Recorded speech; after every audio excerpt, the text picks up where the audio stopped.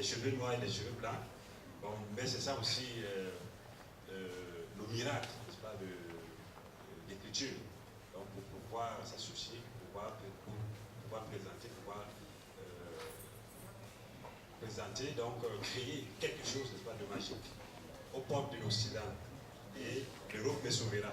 Ça, c'est une pièce de théâtre. Et le deuxième ouvrage, la deuxième œuvre, de Dieu qui va être fait tout à l'heure pour monsieur Bilongo. Et puis, il dira un mot par rapport, n'est-ce pas, à son œuvre.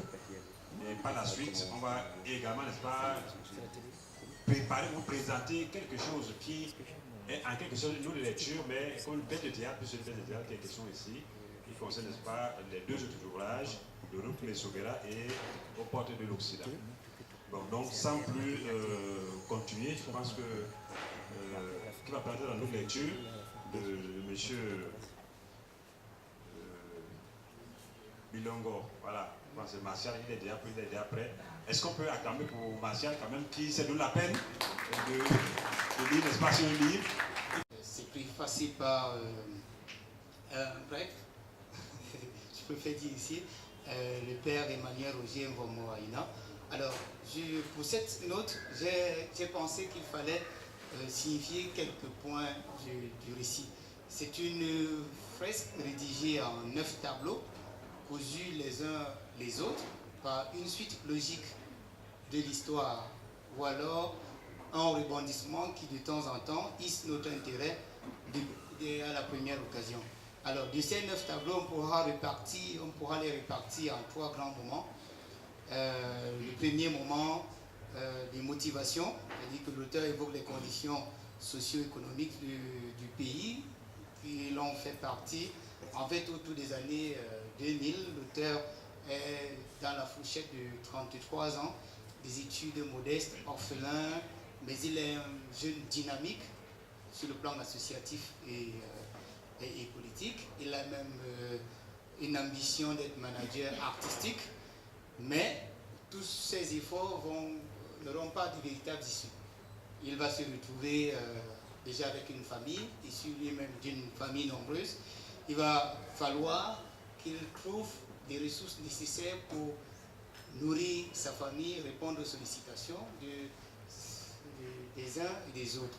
Alors, il va donc faire la rencontre d'un de ses amis, vieil ami d'enfance, qui s'appelle M. Meuvou, qui est un grand boxeur, qui a beaucoup de titres à son arc, mais qui aussi est coincé dans une espèce de bâtardise sportive où, après des tournées, il n'y a plus rien. S'il n'y a pas de combat, il n'y a véritablement pas d'issue pour lui aussi.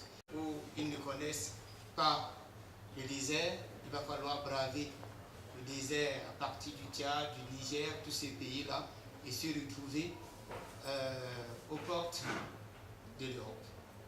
Alors, premièrement, ces découvertes qu'il fait aussi en instantané. Et ces découvertes, c'est tous ces gens qu'il rencontre, tous ces gens qui l'exploitent, tous ces gens qui vont l'utiliser à d'autres fins. Et en même temps, tous ces moments où il subit des frustrations, où et le Maroc, l'Algérie et de temps en temps d'autres pays voisins.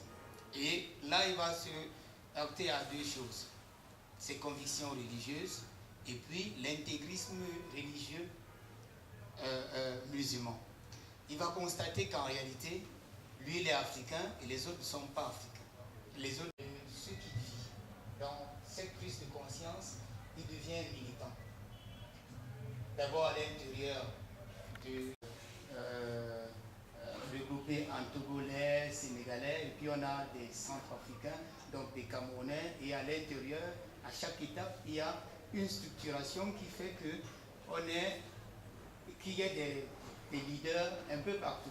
Et dans cette concevoir de ces frères migrants, comme lui, face les frontières marocaines pour la capitale, et à partir de là, il va assister à plusieurs rencontres, de l'Union africaine, à plusieurs rencontres entre les Européens, pour assister à comment manager, à quel type de droit humain on doit prendre des décisions. Elles ne tiennent pas l'ensemble de la réinsertion et l'intégration des migrants, il se heurte justement à la domination de l'Europe qui est bien structurée, qui parle, toutes les dominances, c'est lui qui parle, il intègre de temps en temps l'issue. Vous avez applaudi faiblement Martial Guéa. Est-ce qu'on peut applaudir voilà, donc il a bien présenté cette note de lecture. Le livre est vraiment... Ah, ok, bon, d'accord, bon, il est vrai, donc, dans ce cas, je lui passe, n'est-ce pas? Est-ce qu'on peut acclamer pour M. Fabien Bilongo?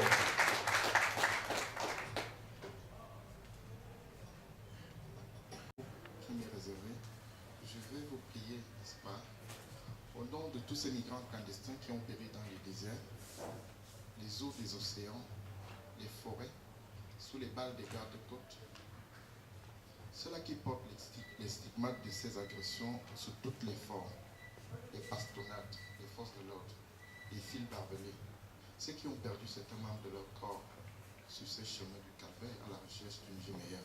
Je vous prie de vous lever et observer une minute de silence.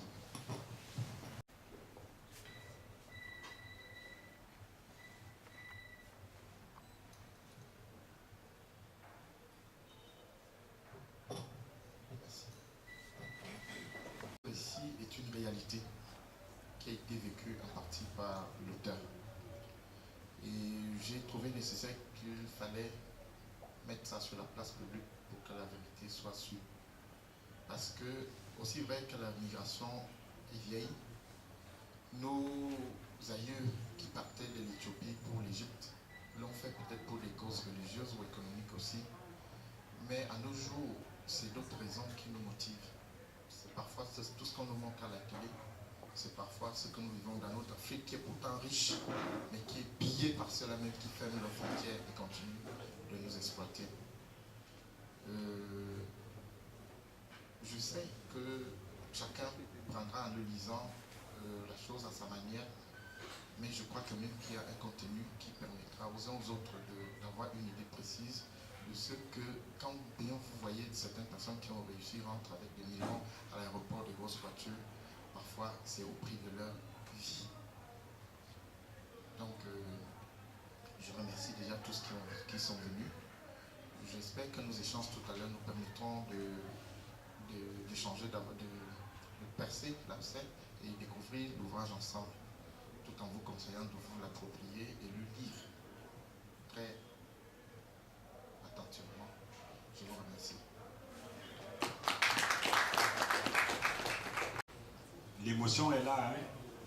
Ce n'est pas évident, après avoir vécu toutes ces choses. Bon, mais l'essentiel, c'est que ce soit écrit pour la postérité, que ça serve, n'est-ce pas, des leçons pour ceux qui veulent, n'est-ce pas, s'engager dans cette voie. C'est ça aussi. Donc, nous avons dit, il y a deux œuvres. Nous venons d'écouter, n'est-ce pas, une lecture et l'auteur, Le prisonnier Mario Moi, récit d'un migrant clandestin, de Flavien Anicet Bilongo. Le livre coûte 14 €, donc 9 000 francs, c'est ça. Si on arrondit à 655, si on convertit plutôt à 600. Oui, effectivement, c'était 9190. C'est l'Europe me sauvera.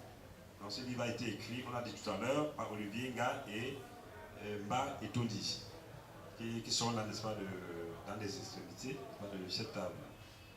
On va donner la parole à ces deux jeunes. C'est une forme de note de lecture, puisque c'est une pièce de théâtre, donc ils vont peut-être lire les extraits. Faire du théâtre, c'est ça? Ok, bon, pour résumer en quelque sorte, n'est-ce pas, cette œuvre. Les autorités de l'aviation civile, le Parlement, ne va-t-il pas avec? Et toi, tu dois être fiché dans tous les papiers. Je n'en ai rien à foutre.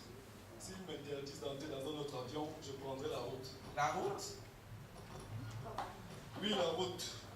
Ça prendra le temps que ça prendra, mais au final, j'y retournerai. Mon destin est là-bas, pas ici, dans cet enfer. Tu es devenu complètement fou. Tu as évidemment raison, tu parles. Parle-t-il seulement encore aux hommes? Pire ceux qui ont la peau foncée comme toi et moi, est-il là? Qu'est-ce que tu sous-entends par là? Nous ne sommes pas moins des hommes, juste du fait que nous avons les cheveux noirs et crépus et la peau.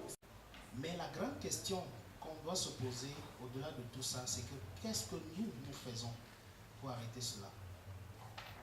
Tant que l'homme aura mal à vivre dans son espace, il me semble qu'il ira chercher ailleurs. Vous n'avez qu'à vous réveiller le matin et ouvrir votre fenêtre, vous vous rendrez compte que la misère, elle est ambiante. Et lorsque j'ai rencontré Olivier Nga, je n'ai pas hésité un seul instant, lorsqu'il m'a présenté son texte, je n'ai pas hésité un seul instant à l'éditer. D'abord, et il n'est pas faux dans son écrit. Qu'est-ce que j'entends par il n'est pas faux dans son écrit? Il fait une lecture, si vous voulez, sociétale, sans masquer, sans mascara. Les femmes vont m'excuser, je sais qu'elles aiment bien se saupoudrer.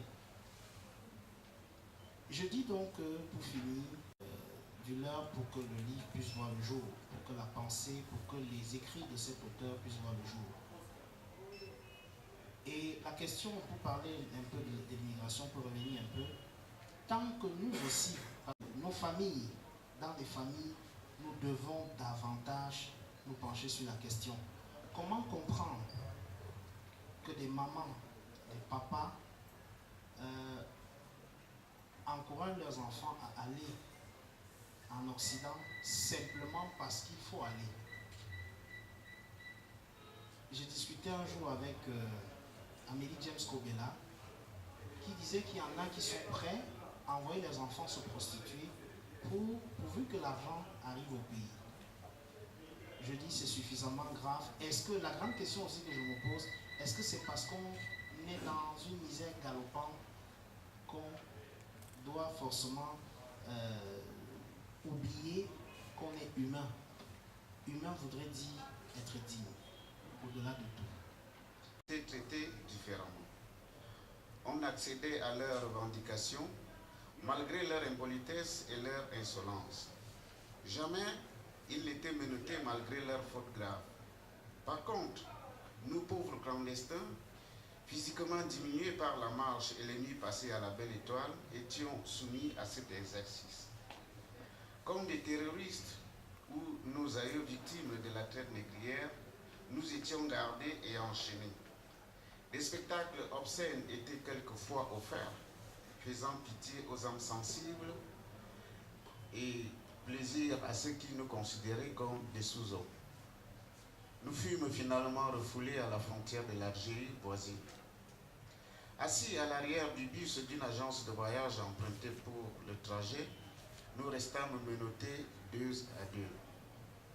Cet isolement était peut-être dû à notre hygiène corporelle, à la limite de la bêtise. Les 4 policiers qui nous accompagnaient nous servirent du lait non sucré et du pain, quelques yaourts en mi-journée, peu avant notre arrivée, sur notre demande insistante. Amortis psychologiquement et physiquement, nous nous sentîmes obligés de prendre un temps de repos à Magnia. Là-bas, au moins, on pouvait se protéger des pluies hivernales qui menaçaient déjà.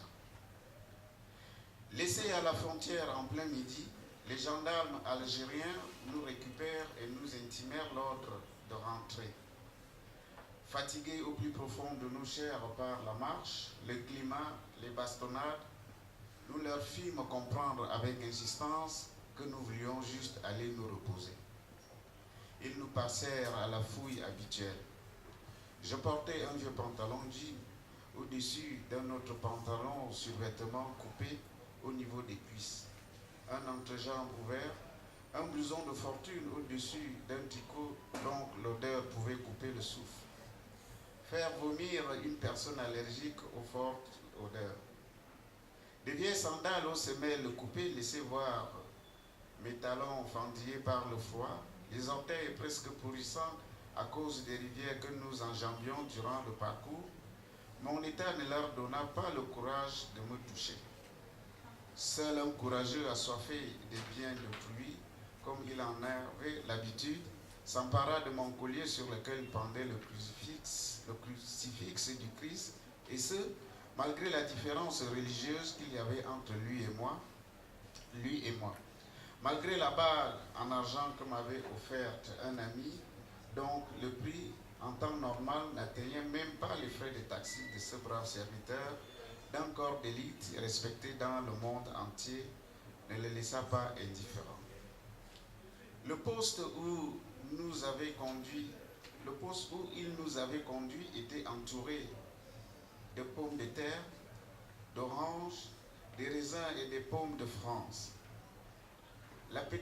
L'appétence que suscita la simple vue de ces fruits laissa comprendre à nos bourreaux que nous avions faim. Leur fibre humaine fut touchée. Aussi demandèrent-ils aux occupants de la camionnette qui les livrait de nous en laisser une quantité assez importante. Après, le chef de patrouille, au crépuscule, nous empruntâmes un nouette qui servait de route, celle qui nous conduisit jusqu'au ghetto de Magnia, où se trouvaient nos compatriotes refoulés ou nouvellement venus, déterminés d'aller sur le terrain vivre eux-mêmes les réalités qui leur étaient simplement comptées. À cause de notre état de fatigue, de la non-maîtrise de la route, des obstacles à franchir ou des mains de droit du ghetto à la vie, par le censeur qui devait nous trouver des places confortables. À un moment donné, nous dûmes interrompre brusquement notre de la souche de ce qui constitue la lignée royale.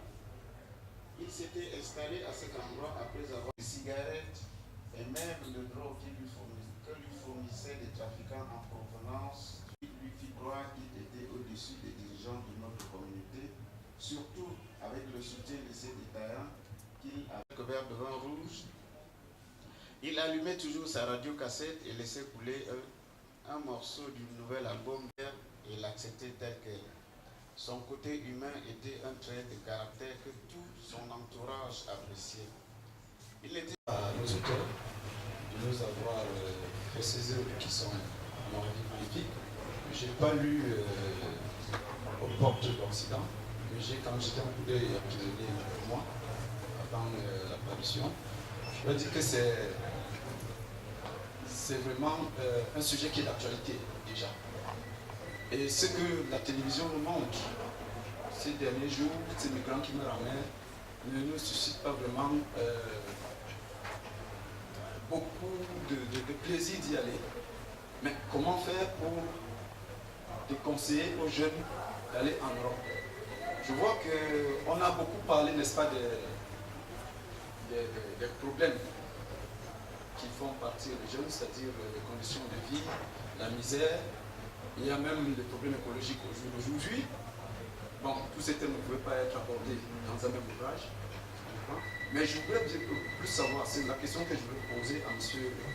Flavien Lissé-Bilongo, c'est de savoir, est-ce que le problème est posé, oui, mais est-ce que vous avez pensé à une solution?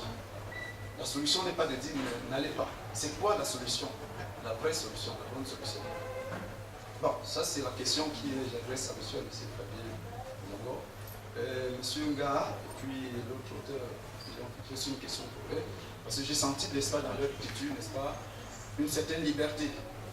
L'écriture qui n'est pas tout à fait dans je veux dire, le registre du théâtre.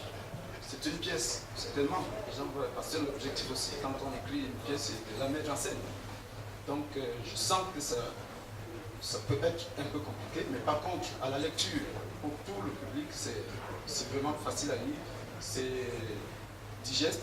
Et je veux savoir pourquoi est-ce qu'ils ont opté pour faire ça en tableau, alors que ça pouvait couler source. Et ça aurait été peut-être plus efficace, à mon avis. Parce que le manuscrit, je ne suis pas sûr qu'un éditeur peut vous le lire. Il faut au moins saisir la première mouture. Donc, un éditeur qui accepte de prendre un tapuscrit est un fait que je n'ai pas tout à fait, comme je n'ai pas voulu. Est-ce que ça ne pouvait pas être en une histoire pour avoir fait 5 tableaux, un petit tableau, un petit tableau, un petit tableau de 120 pages? Est-ce qu'un livre, pour le profit de l'éditeur, ne serait pas plus efficace dans la vente? Merci. La question s'adresse particulièrement à M. Flavien.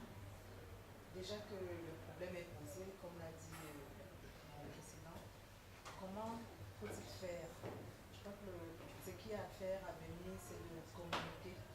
Communiquer par rapport au fait que tous les jeunes particulièrement, ne sont pas sensibilisés assez sur la question de l'immigration.